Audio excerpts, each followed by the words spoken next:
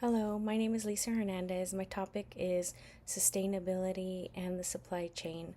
The article that I'm going to talk about is from Forbes, and it's titled 5 Proven Tips for Building a More Sustainable Supply Chain for Your Business by Kate Vidasek. In her article, Vidasek outlines 5 strategies for businesses aiming to enhance sustainability for their supply chains. With environmental and social issues continuing to grow, businesses are recognizing the importance of implementing sustainable practices, not only for ethical reasons, but also for competitive advantage. Sustainability efforts influence how businesses are perceived by consumers, stakeholders, and the community. Businesses that prioritize sustainability efforts often maintain a positive reputation. Most of the time, consumers are drawn to brands that demonstrate environmental and social responsibility. This can lead to brand loyalty and trust. Businesses that adopt sustainable practices can differentiate themselves in the marketplace.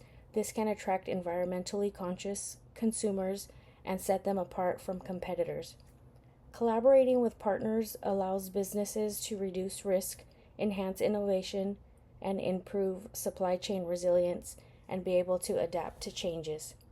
The 5 strategies that we'll be talking about today are map out your supply chain, reduce transportation emissions, set clear standards for suppliers, reduce waste, measure sustainability outcomes.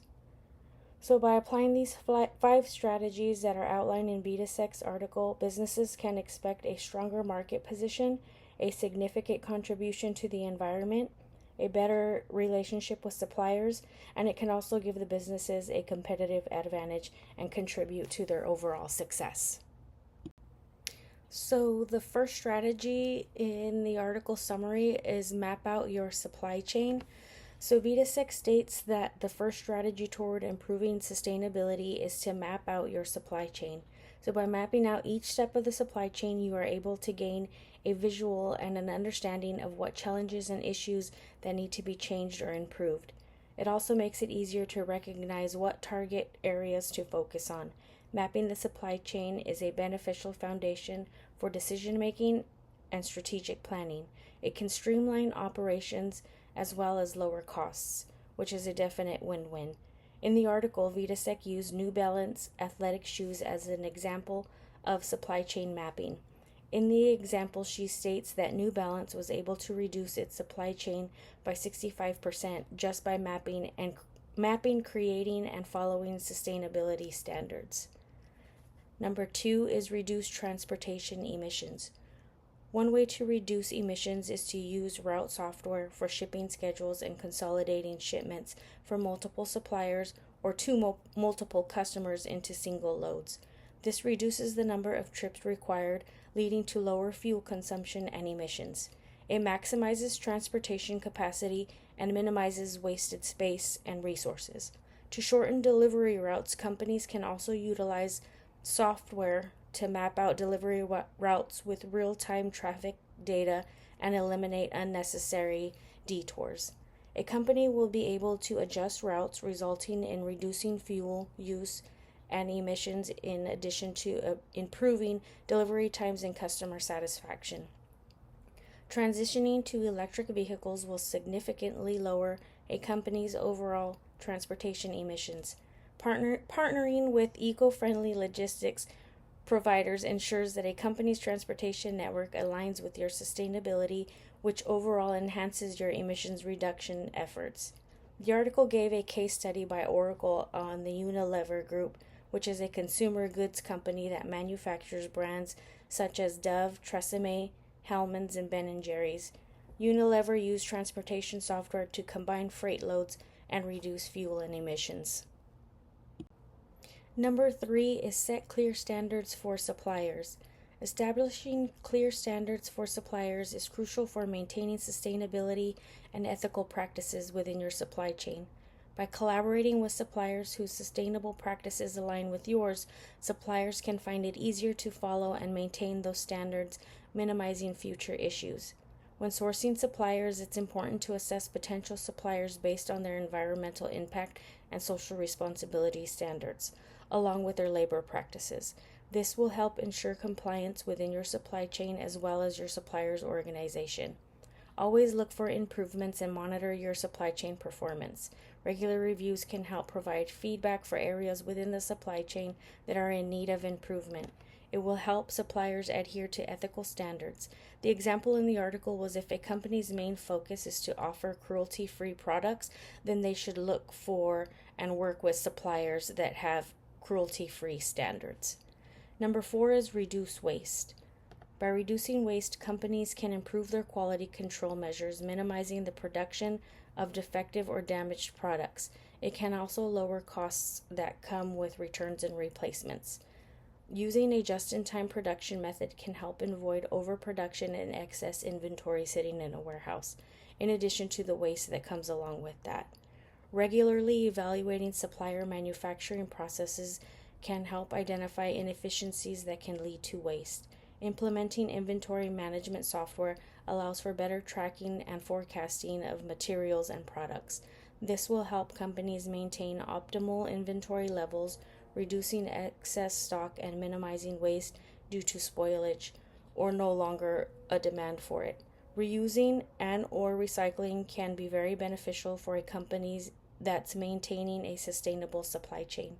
Companies can establish a system to collect or repurpose materials from production, as well as partner with recycling programs to ensure that all materials left over are processed sustainably.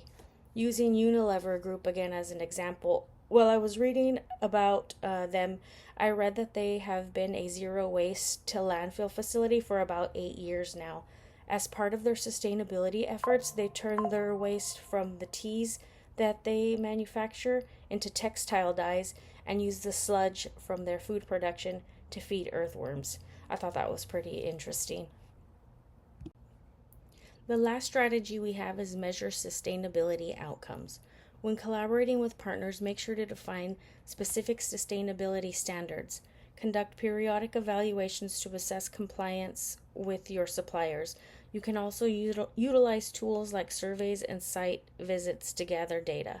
Discussing findings and adjusting sustainability practices as necessary will ensure continuous improvement.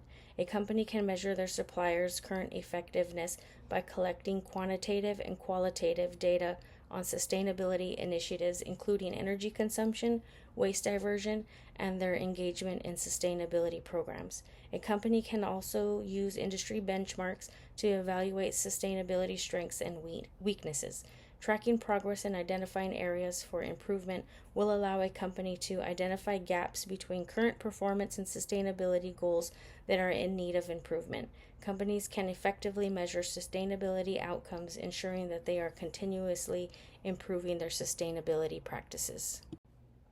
So for textbook highlights, I have supply chain management, and the textbook defines that as the procurement of inputs and their conversion into finished products that are dispatched to the final destination.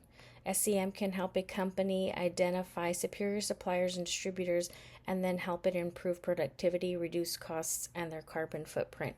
Another textbook highlight was contract carriers, who are an independent organization that sell transportation services on a contract basis. An example from the textbook was the Maris Group, and they're a global shipper, and they commission giant ships that are able to carry thousands of cargo containers while sustainably cutting CO2 emissions. My questions are: 1, how important are partnerships in building a sustainable supply chain? And 2, what role does technology play in improving supply chain sustainability? So I'm going to answer number 1. I think partnerships are important in building a sustainable supply chain because they enable companies to share resources and knowledge. They participate in best practices that drive sustainability initiatives. By working with sustainable partnerships, companies can develop solutions and challenges such as reducing waste and minimizing carbon footprints. To conclude my presentation, building a more sustainable supply chain is not only a responsible choice for the environment, but also a strategic advantage for businesses.